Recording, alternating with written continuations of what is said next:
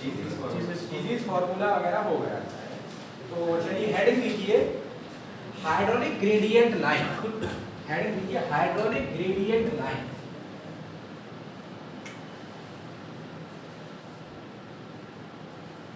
Hydraulic gradient line HGL,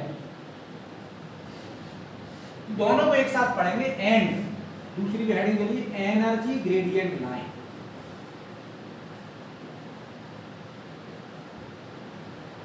energy gradient line, hydraulic gradient line and energy gradient line, ये दो चीजें हैं। देखिए जरा समझने की कोशिश करिए। यहां पर देखिए ये कोई पाइप है फॉर एग्जाम्पल, ये पाइप है, इससे कोई फ्लो हो रहा है। अचानक से इसका यहाँ का एरिया बढ़ गया, कहीं एरिया घट जाएगा, कहीं बढ़ जाएगा। इस तरीके से ये कोई पाइप है, इससे ये फ्लो होता जा रहा है। बना लीजिए इस पाइप फॉर एग्जाम्पल, ये पाइप है, इससे ये फ्लो हो रहा है, जिसमें कि कहीं एरिया घट रहा है, कहीं एरिया बढ़ रहा है। दैट इज पाइप में फ्लो जो है कभी एक्सपेंड हो रहा है, कभी कॉन्ट्रैक्ट कर रहा है। ठीक है, इसमें बहुत सारे पॉइंट्स हम यहाँ पे मार्क कर लेते हैं। फॉर एग्जाम्पल एक पॉइंट ये है, एक पॉइंट ये है, एक पॉइंट ये है, एक पॉइंट वो ये है, एक एंट्री पॉइंट भी मार्क कर लेते हैं। अब देखिए हाइड्रोलिक ग्रेडियंट लाइन और ये है क्या, इनको थोड़ा सा गौर से समझिए। बना लीजिए आराम से।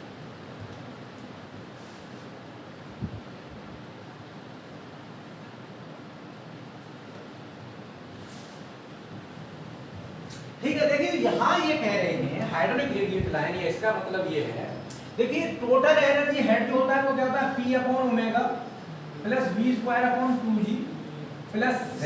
ये हर जगह पर क्या रहता है, कांस्टेंट। अगर हम बर्नौली इक्वेशन की बड़ी बात करें तो flow is ideal, incompressible, uniform, this, तो ये एनर्जी हर पॉइंट पर along this pipe will remain constant. सही बात है। अगर इसमें लॉस होगा तो कितना होगा, इक्वल टू लॉसेस जो हो रहे होगा दो वजह से, एक्सपेंशन कॉन्ट्रैक्शन की वजह से, यानी minor plus major head losses की वजह से कुछ लॉसेस हो रहे हैं।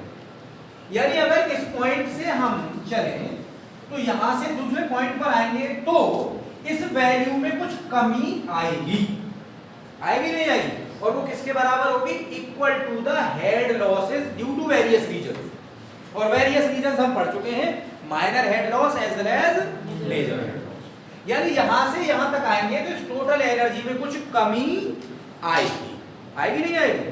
वैसे यहां से यहां आएंगे तो और कमी आएगी एनर्जी में, यहां से यहां आएंगे तो और कमी आएगी। यानी जैसे जैसे पाइप में फ्लो होगा the total energy will reduce in the direction of flow. और ये किस अमाउंट से रिड्यूस होगी, बाय द हेड लॉसेस।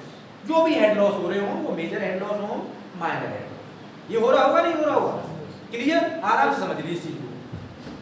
फिर एक दूसरी चीज है जिसे कहते हैं piezometric head, P upon omega plus Z equal to, इसे कहते हैं पीजोमेट्रिक हेड। एक बार और भी बताया था मैंने आपको, इसे कहते हैं पीजोमेट्रिक हेड, इसे पीजोमेट्रिक हेड कहते हैं। इसमें सिर्फ वेलोसिटी हेड नहीं है, इसमें सिर्फ वेलोसिटी हेड नहीं है। अगर हम इस पॉइंट पर बात करें तो यहां पर टोटल एनर्जी कितनी है, फॉर एग्जांपल इतनी, दोनों को ऐड करके निकाल लेंगे।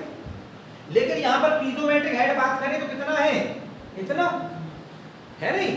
तो बताइए आप, पीजोमेट्रिक हेड कम होगा नहीं होगा टोटल हेड से, और कितनी अमाउंट से कम होगा, इक्वल टू काइनेटिक हेड।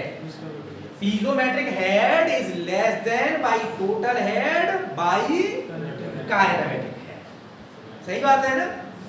अब अगर हम टोटल हेड या इस पॉइंट में जितना हो उसको इस फ्लो के अलोंग ग्राफ पर ड्रॉ करते हैं, क्या करते हैं, टोटल हेड को फ्लो के अलोंग ग्राफ पर ड्रॉ करते हैं। तो हो सकता है देखिए यहां पर टोटल हेड हो सकता है यहां तक पर आए कोई पॉइंट, टोटल हेड पूरा का पूरा यहाँ कोई ग्राफ पर हम ड्रॉ कर लेंगे कि साहब इतने इक्वल टू 10 सेंटीमीटर या 5 सेंटीमीटर, जानते हैं आप ग्राफ बनाना, तो जितनी भी एनर्जी टोटल निकल के आ रही हो, यहाँ फॉर एग्जांपल 100 जूल आई हो तो 100 जूल को कहते हैं 10 सेंटीमीटर, यहाँ आकर के 99 जूल हो गई, घटेगी कुछ तो वो क्या हो जाएगा 9.9 जो भी है।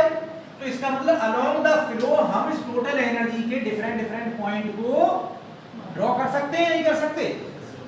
और अगर उन सभी पॉइंट्स को हम मिला दें, कौन से पॉइंट्स को, टोटल एनर्जी हेड पॉइंट्स को along the direction of flow अगर हम किसी लाइन से ज्वाइन कर दें, उसी लाइन को कहते हैं हम एनर्जी ग्रेडियंट लाइन, उस लाइन को कहते हैं हम एनर्जी ग्रेडियंट लाइन EGL, उसे कहते हैं हम EGL और TGL total energy, TEL total energy line, EGL और TEL लिख लीजिए वहां पर, इसे क्या कहते हैं EGL और TEL टोटल एनर्जी लाइन।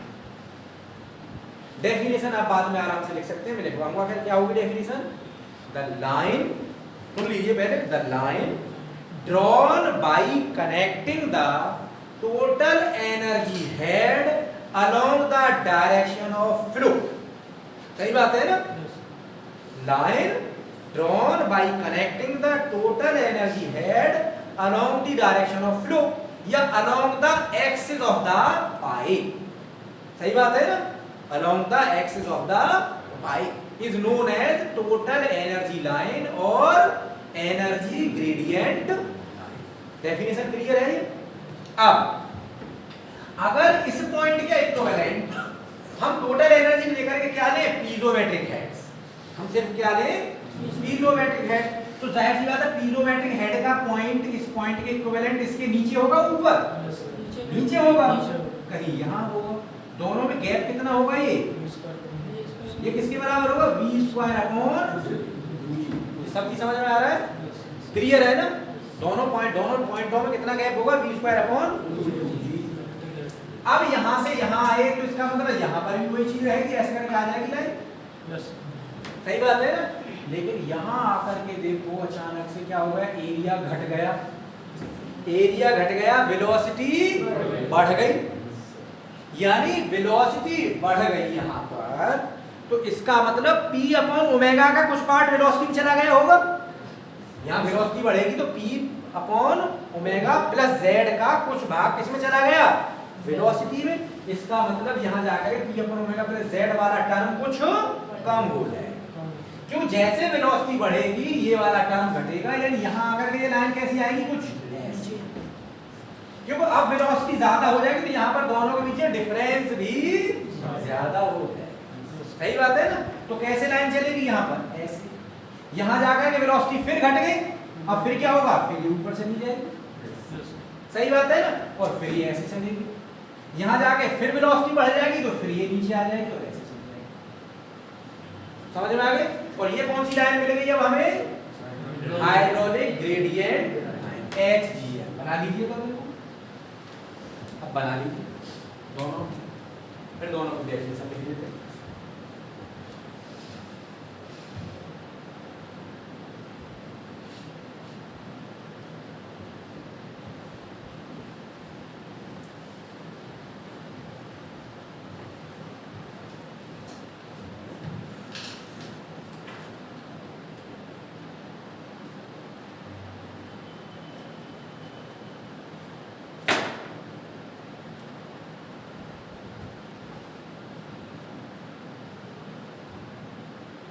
बना लिया, समझ में आ गया सही से।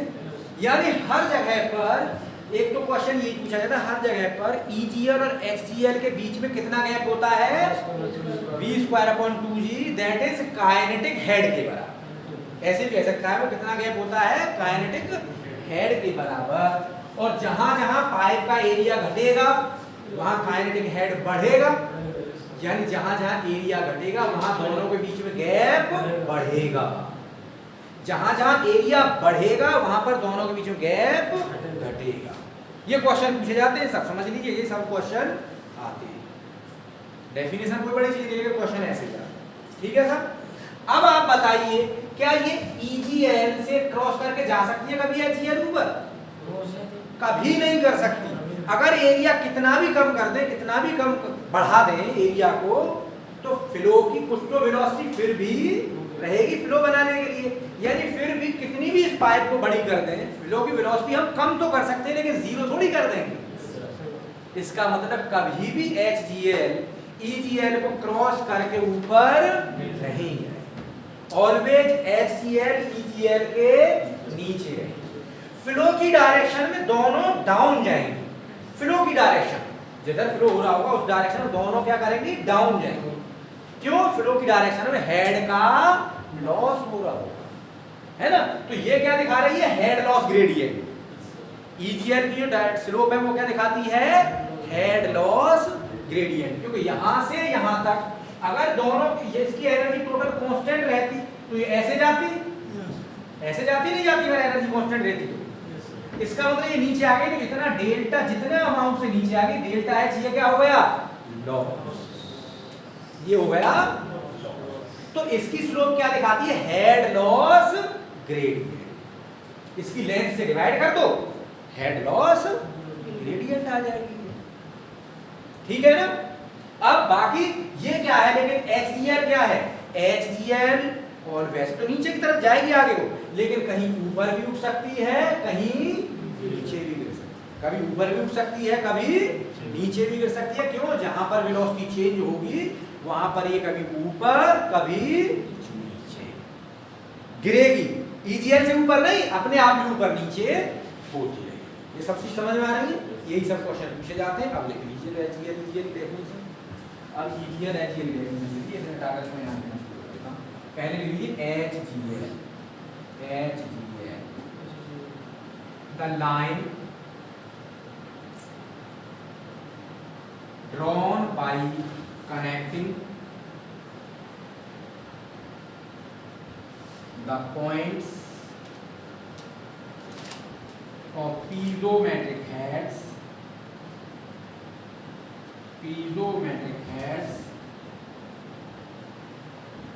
along the axis of pipe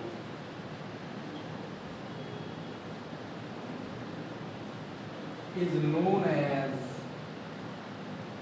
HGL।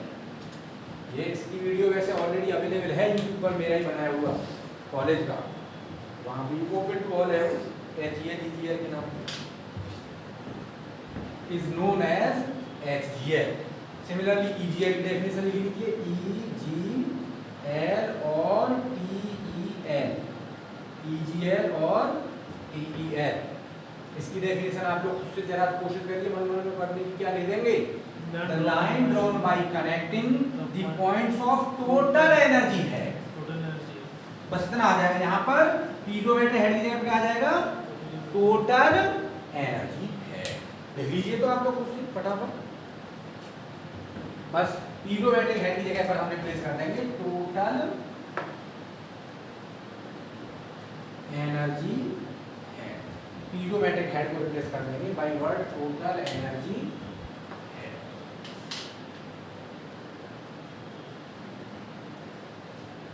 Total energy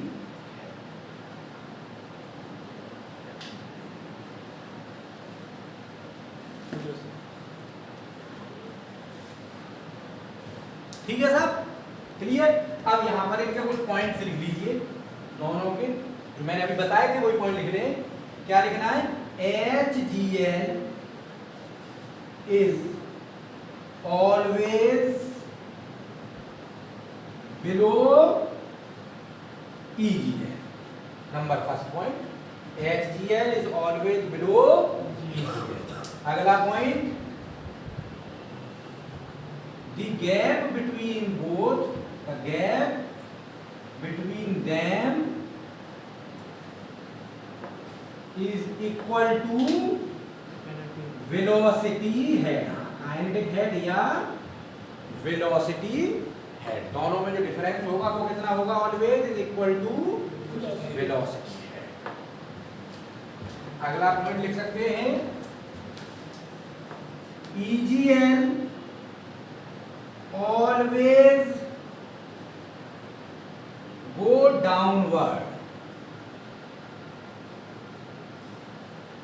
in the direction of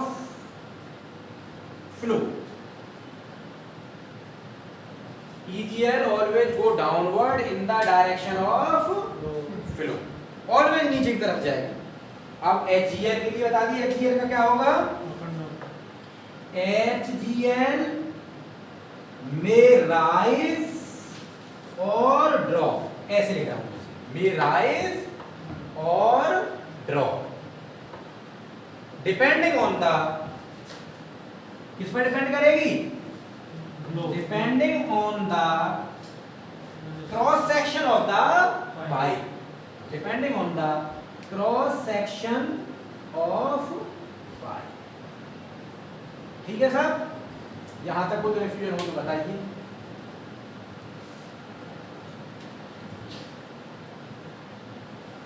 ठीक है. अब देखिए यहां पर मैंने लिखा है कि दोनों के बीच में गैप कितना होता है? वेलोसिटी. कभी कभी कहते हैं दोनों के बीच में वर्टिकल इंटरसेप्ट. दोनों के बीच वर्टिकल इंटरसेप्ट की डिस्टेंस कितना होगी? Kinetic head. अब बाई चांस वर्टिकल इंटरसेप्ट कहे आप कहें सामने तो वर्टिकल इंटरसेप्ट है. वर्टिकल इंटरसेप्ट का मतलब दोनों में एक वर्टिकल ड्रॉ करें तो उसकी लेंथ इंटरसेप्ट जो रहा हो उसकी लेंथ क्या होगी. ठीक है ना. वर्टिकल इंटरसेप्ट कहें या दोनों के गैप की डिस्टेंस कहें, बात एक ही है. Depending on the flow of pipe लिख सकते हैं सर. क्या कह रहे हो? Depending on the flow of pipe. नहीं, depending on the flow of pipe थोड़ी है. इससे क्या depending on the cross section area of the pipe है ना. फ्लो तो हो ही रहा होगा जैसा भी हो रहा होगा. क्रॉस सेक्शन एरिया जहां घट रहा होगा वहां वो बढ़ जाएगी, जहां घट बढ़ रहा होगा वहां वो जो भी है अकॉर्डिंगली अपना वो चेंज हो जाएगा. अभी पाइप तो इंक्लाइंड है. अब पाइप हॉरिजॉन्टल भी हो सकता है. ये तो हमने एक इसलिए बना दिया है, जरूर इंक्लाइंड ही हो. पाइप में भी हॉरिजॉन्टल, पाइप में भी हॉरिजॉन्टल, पाइप में भी वर्टिकल, कैसा भी हो सकता है पाइप. तो उससे कोई फर्क नहीं पड़ता. ठीक है ना. ये तो एक हमने कन्वेंशनली बना दिया है कि हॉरिजॉन्टल को थोड़ा इंक्लाइंड है, पाइप पे फ्लो ऐसे जा रहा है. पाइप तो और जरूर थोड़ी कि फ्लो इस डायरेक्शन से इस डायरेक्शन में आ रहा हो. फ्लो हो सकता है इधर से जा रहा हो, पंप से फ्लो जा रहा हो ऊपर की तरफ. तो फिर डेल्टा एच क्या होगा? तो फिर अगर इधर जा रहा होगा फ्लो तो फिर ऐसे करके बनेगी. फ्लो की डायरेक्शन में डाउन जाएगी वो. बस फ्लो की डायरेक्शन में इसलिए लिखा हुआ है. उसकी ग्रेडियंट किधर होगी? फ्लो की डायरेक्शन में डाउन जाएगी. सिंपल. अब वर्टिकल होगी तो फिर वर्टिकल के हिसाब से बनेगा. अब वर्टिकल ग्राफ पाइप है. अब इसका हेड लॉस बनाना है तो हमें तो इस पाइप के लॉन्ग बनाना है. हमें ये जो थोड़ी पाइप ऐसे ही हो, हमें तो इस पाइप के लॉन्ग बनाना है. ये ऐसे करके होगा.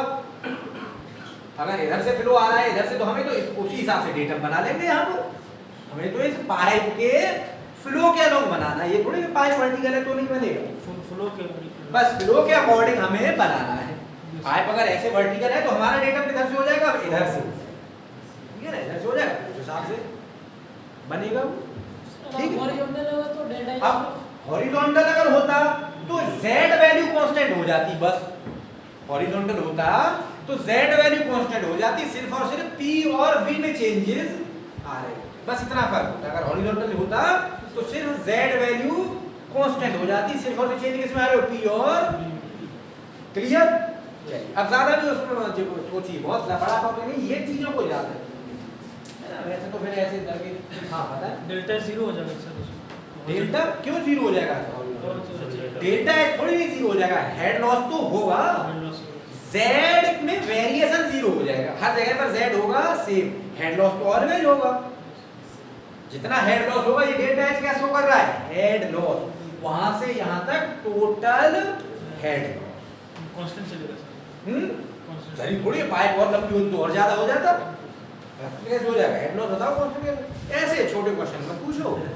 हेड लॉस कांस्टेंट कैसे हो जाएगा? जितनी बड़ी पाइप अकॉर्डिंग टू पाइप उतना ही हेड लॉस बढ़ता रहेगा. और पाइप छोटी होगी तो हेड लॉस कम होगा. सिंपल. चलिए आगे हेडिंग लीजिए. पाइप्स इन सीरीज या कॉम्बिनेशन. पहले छोटी हेडिंग दे सकते हैं. सब हेडिंग कॉम्बिनेशन ऑफ पाइप्स.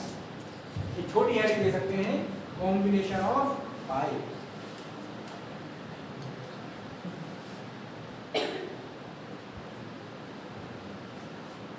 एक पॉइंट लेकिन और लिख सकते हैं. एक पॉइंट और याद आ गया मुझे जिसमें लिखा हुआ था. ये भी लिख सकते हैं कि आपको ये वाली ग्रेडियंट देख करके ऐसा लग रहा होगा कि जैसे जैसे पाइप नीचे को झुक रही है वैसे ही ये ग्रेडियंट है, जो इसीलिए आप ऐसे क्वेश्चन पूछ रहे थे अभी। तो यहाँ पे लिख लेंगे there is no relation between the gradient of EGL and slope of the axis of pipe. लिख ले, अभी ये क्वेश्चन आ गया था। There is no relation, there is no relation between gradient or slope, gradient or slope of EGL and slope of axis of pipe, slope of axis of pipe, कोई relation नहीं है इसमें। कहीं ऐसा देख करके लगने लगे कि उसकी स्लोप के बराबर उसकी स्लोप है क्या, उसके एक्सिस की स्लोप के बराबर है, नहीं, देयर इज नो रिलेशन। उसकी स्लोप इसकी स्लोप ज्यादा होती है अगर हेड लॉस ज्यादा हो रहा होता, स्लोप इसकी कम होती है अगर हेड लॉस कम हो रहा होता। उसकी स्लोप ग्रेडियंट लाइन की स्लोप किसी पे डिपेंड करेगी, हेड लॉस। हेड लॉस ज्यादा होगा स्लोप ज्यादा होगी, हेड लॉस कम होगा स्लोप कम होगी। तो हेडिंग दे लेते लिखिए combination of pipes, combination of pipes. ध्यान से पढ़ क्वेश्चन लगाते रहिए, क्वेश्चन आता है इस EGL से, ध्यान दीजिएगा। EGL से पिछले साल क्वेश्चन नहीं आया है, क्वेश्चन आने के सबसे ज्यादा क्वेश्चन यही आता है इंटरसेप्ट वाला। इतना गैप होता है दोनों में, कई बार आ चुका है इसका। ठीक है, चलिए see pipe, combination of pipe. तो pipes are used in two combinations. Number first, pipes can be used in two combinations. Number first series combination. Number second parallel combination, बातें नहीं, पैरेलल कॉम्बिनेशन। दो तरीके के कॉम्बिनेशन यूज किए जाते हैं pipes, series combination and parallel combination. तो अभी जो पाइप लगी हुई थी कैसे कॉम्बिनेशन में थी, सीरीज में, सीरीज कॉम्बिनेशन में। तो अब मैं सीरीज कॉम्बिनेशन का डायग्राम अलग से नहीं बना रहा, वही डायग्राम है सीरीज का ना, पाइप्स एंड सीरीज। तो यहाँ लिखा हूं सीरीज कॉम्बिनेशन की खासियत क्या क्या है कि Q will remains constant in all pipes। Number first Q लिख रहा हूं, Q यानी फ्लो रेट, लिखते रहिए, आता है ऐसे ही क्वेश्चन पूछा जाता है सादा सिंपल। इन सीरीज कॉम्बिनेशन क्या होता है, हर पाइप में फ्लो रेट क्या रहेगी, सेम रहेगी। जाहिर सी बात है, अभी आप देख रहे थे जितना इस पाइप में जाएगा उतना इस पाइप में जाएगा, उतना इस पाइप में जाएगा, उतना इस पाइप में जाएगा। मैंने अब लाइन डायग्राम बना दिया है पाइप का, हर पाइप में क्यू रहेगा सीरीज कॉम्बिनेशन। एक तो ये सिंपल क्वेश्चन पूछा जाता है। दूसरा सिंपल क्वेश्चन ये रहता है कि हर पाइप में हेड लॉस, इसमें HF1, इसमें HF2, इसमें HF4, इसमें HF3, हेड लॉस अलग अलग होंगे, हेड लॉस अलग अलग होंगे। यानी टोटल हेड लॉस जो होगा सभी हेड लॉसेस का सम होगा। Total head loss is the sum of head losses in individual pipes. लिखने की जरूरत नहीं है, न्यूमेरिकल इक्वेशन दिखा रहा है, इक्वेशन लिख लीजिए, बस इक्वेशन लिख लीजिए, थ्योरी लैंग्वेज मत लिखिए, है ना। चाह और आपको याद ना रहे लिख लीजिए। क्या है दूसरा कंडीशन, सीरीज कॉम्बिनेशन कंडीशन, कि total head loss in summation of head loss in individual pipes. ये तो है, सब पाइप्स का हेड लॉस का समेशन है। ठीक, दूसरा ये कंडीशन क्लियर। यहां तक आगे बढ़ते हैं, तीसरा अपना पैरेलल कॉम्बिनेशन। पैरेलल कॉम्बिनेशन की क्या कंडीशन है, पैरेलल कॉम्बिनेशन देखिए पाइप का इस तरीके से होगा, लाइन डायग्राम फिर बना रहे हैं कि एक पाइप ये है, दूसरी पाइप ये है, तीसरी पाइप ये है, चौथी पाइप ये है।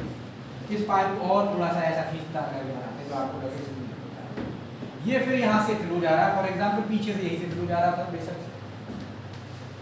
तो ये चार पाइप है, यहाँ पर एक पाइप ये, दूसरी ये, तीसरी ये, चौथी ये। इनकी खास बात ये है कि यहाँ से जो Q आ रहा होगा वो इन चारों में डिवाइड हो जाएगा।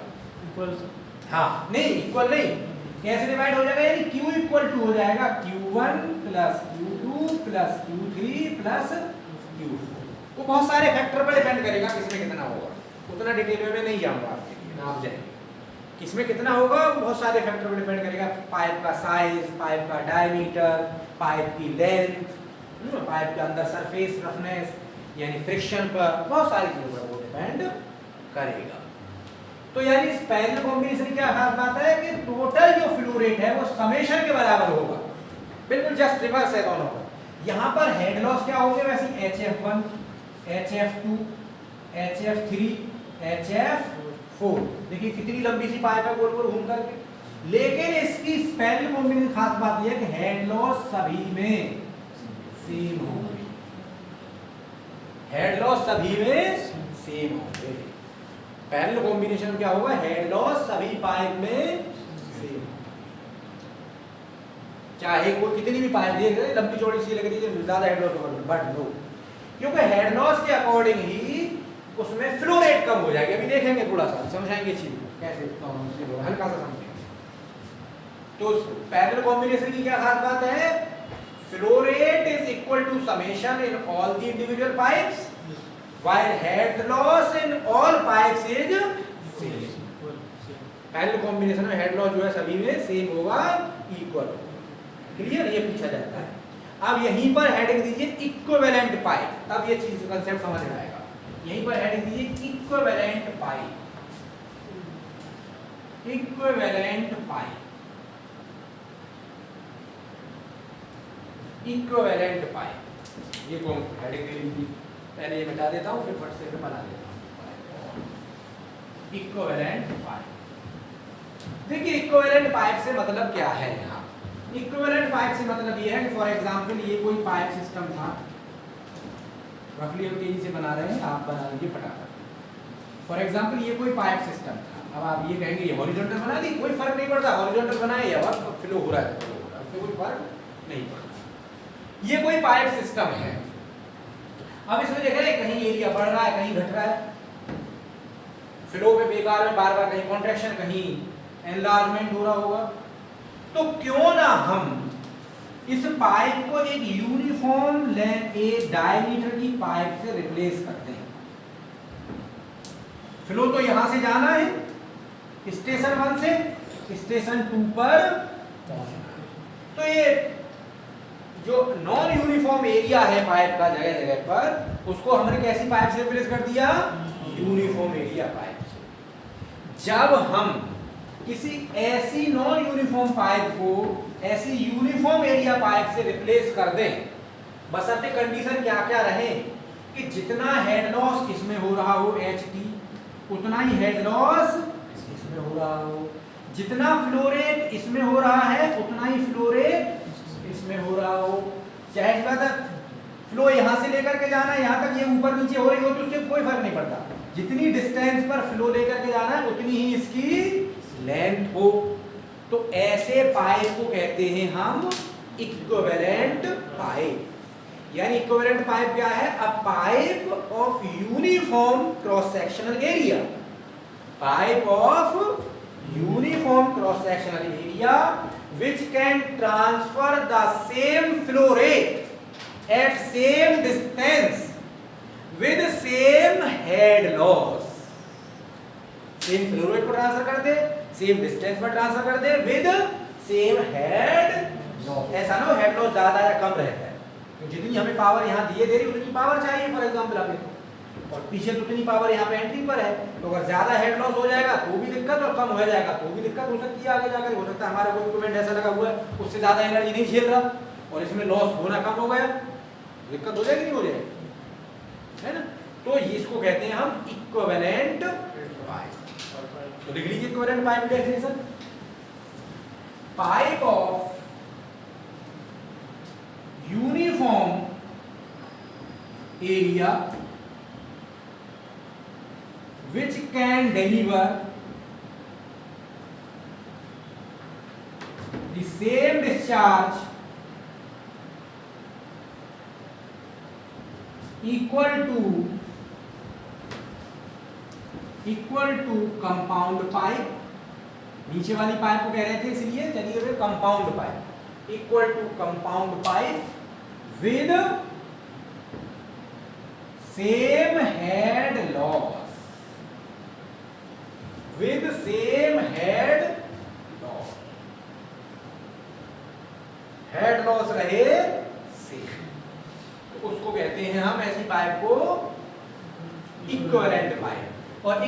पाइप को डिजाइन करने के लिए एक इक्वेशन आता है Dupuit's law, Dupuit's equation, Dupuit's equation लिख लीजिए, ड्यूपिट्स इक्वेशन। ये इक्वेशन आता है, ये है L upon D equal to L1 अपॉन D1 की power 5 plus L2 upon D2 की power 5 plus L3 upon D3 की power 5 plus L4 upon D4 की पावर 5।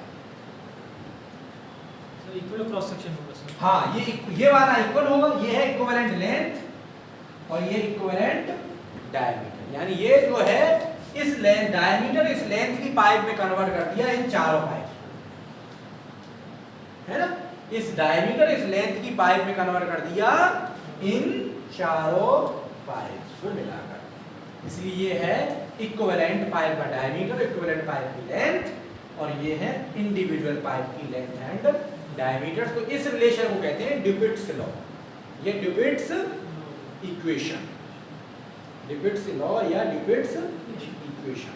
बहुत बड़ा नहीं है, डेली ड्राइव करने पे आए तो 2 मिनट का है, लेकिन ड्राइव करने का कोई मतलब नहीं है, कोई फायदा नहीं। ठीक है, यहां तक क्लियर चीज? ठीक, चलिए आगे बढ़ते हैं। तो इसी में इसमें अब एक चीज समझाते हैं आपको, फ्लो रेट और हेड लॉस का क्या कंसेप्ट था जो अब अभी हम कह रहे हैं, उसको थोड़ा सा देख लीजिए। चलिए सिफोनिंग का नंबर आ जाएगा, देखिए यहां पर इसमें हेड लॉस HF1 होगा, HF2 होगा, HF3 होगा, HF4 होगा। तो देखिए HF में खैर सिर्फ डिवाइड लिख देता हूं, HF इक्वल टू क्या था 4FLV² अपॉन 2GD, ये था, देखिए आपके साथ सर हेड लॉस क्या होता है 4FLV² upon 2G into D। No matter whether the flow is laminar और टर्बुलेंट, लैमिनार फ्लो होगा, टर्बुलेंट फ्लो होगा, कौन डिसाइड करेगा? Reynolds number, according to which F की वैल्यू हम रख लेंगे। दिखाया था उस दिन, F की वैल्यू 16/RE होगा और उस केस में 0.0791 अपॉन RE की पावर 1/4।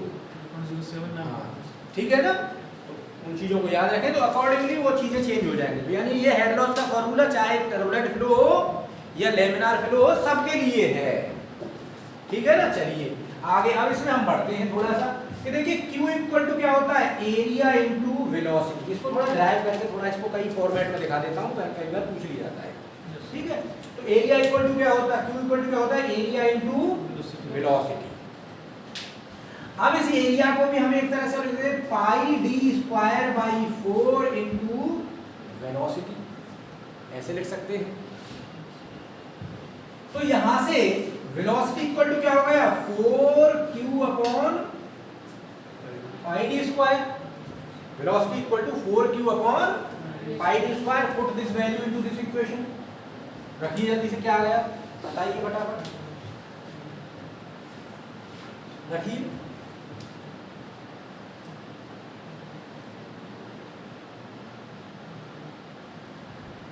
सब लोग करिए, खुद से क्या आ जाएगा बताइए फिर मुझे।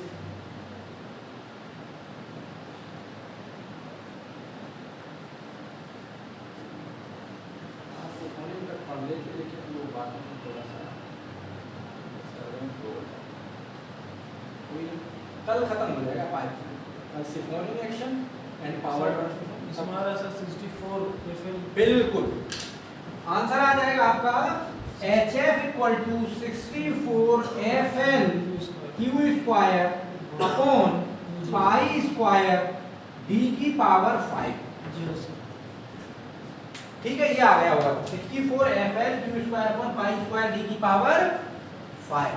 तो अगर इस पाइप को जब हम जो अभी इक्विवेलेंट लिख रहे थे पाइप, इसीलिए उसमें D की पावर 5 आता था, क्योंकि Q सभी पाइप में सेम रहेगा, Q से Q कट जाएगा, वो सब कटते चले जाते हैं। 2G नीचे 2G, हाँ 2G और होगा, बिल्कुल सही बात, नीचे 2G और कट जाएगा सर। वो बाद में काटिएगा मत, ऐसे ही रखा रहती ऐसा ही आएगा पूछने के लिए आएगा। ठीक है ना, ऐसा ही आएगा पूछने के लिए आएगा। तो अब ये तो मैंने डायरेक्ट Q फॉर्मेट में ऐसे लिखा दिया, वो कभी कभी ऐसा भी कह सकता है B equal to Q/A, Q/A को यहाँ लिख देते तो Q और A के फॉर्म में आ जाता है, ये इक्वेशन आ जाता नहीं आता, Q क्यू और ए के फॉर्मेट में आ जाता है, उसे घर जाकर करके देख लेंगे। कभी कभी एस फॉर्मेट में पूछ लेता है, कभी कभी हेड लॉस का इक्वेशन पूछेगा और ये वाला नहीं दिखेगा आपको, वहां आपको ये वाला दिखे या और कोई दिखे, है ना। इस चीज का ध्यान रखिएगा। अच्छा इस वाले को ही वो ऐसे भी लिख सकता है वहां पर,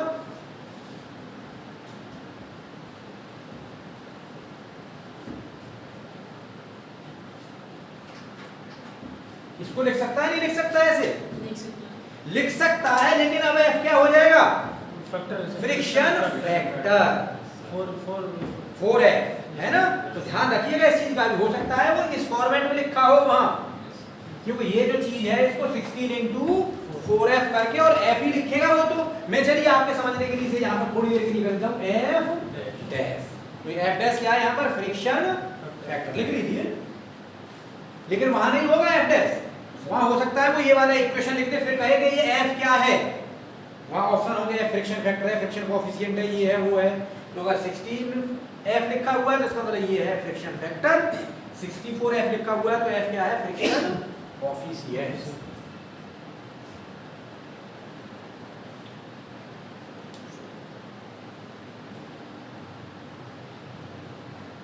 अब बताइए कोई यहाँ तक कंफ्यूजन हो तो उसको पूछ लें। अब हम इसलिए अभी आगे का सिफॉन इसको नहीं पढ़ रहे कि कल सिफॉन पढ़ेंगे और पावर लॉसेस और ये पूरा कल एक दिन का फिर पूरा है।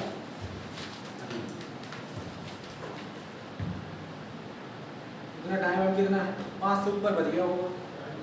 हाँ तो इसलिए शुरू नहीं कर रहे थे, इसे बंद कर देते हैं।